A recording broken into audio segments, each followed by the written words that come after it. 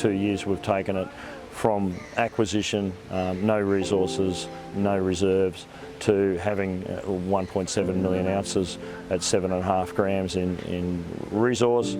Our first reserve came out, our DFS came out, and we financed the project 6 weeks after the DFS came out, and we'll be producing 7% of the world's antimony in 5 months from now. Well, Larvotto is a fairly young company. We're only 4 and a bit years old. We listed on a very large copper project around Mount Isa, 1,000 square kilometres of ground. They're only 40 kilometres from Glencore's smelter, so very, very interesting part of the world. A rare earths project in Western Australia that's still very, very interesting, and we're doing a lot of work on that. We came across the opportunity at Hillgrove, which is a gold antimony project. It was in administration because the company that was working at the time got into problems on another operation totally separate. So it was a unique opportunity, unique project. We were very bullish on the antimony price, which at the time was about $9,000 a tonne.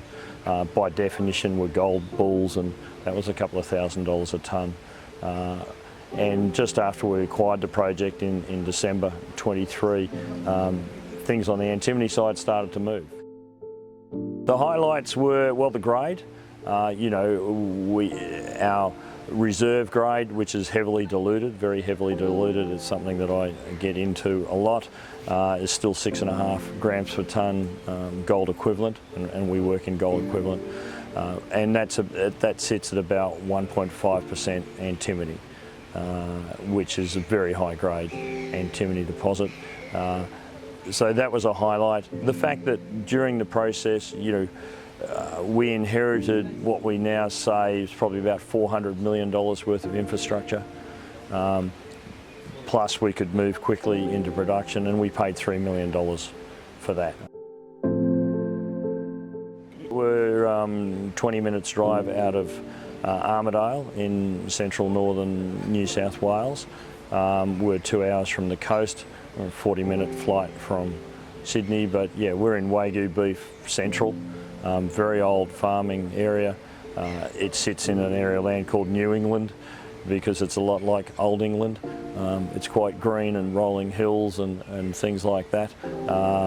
The mine itself has been going since the 1880s, and it's meant that the logistics are very easy. People like living there.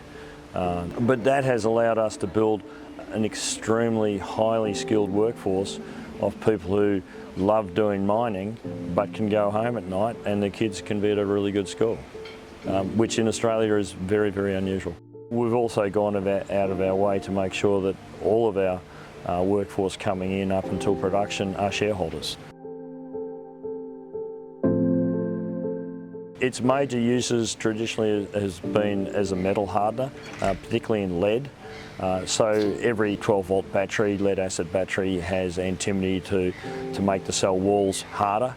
And if you reduce the amount of antimony in it, then the warranty on the battery decreases because it just doesn't last as long. Every bit of military lead has antimony in it to make it harder. So, and that's about between 2 and 6% of every artillery shell, bullet or whatever has antimony in it. The big growth one over the last few years, last 8 years really, has been solar panels. So the panel becomes 2 to 4% more efficient. And that's quite big because solar panels are only sort of 22 to 24% efficient anyway, so a couple more percent is actually significant.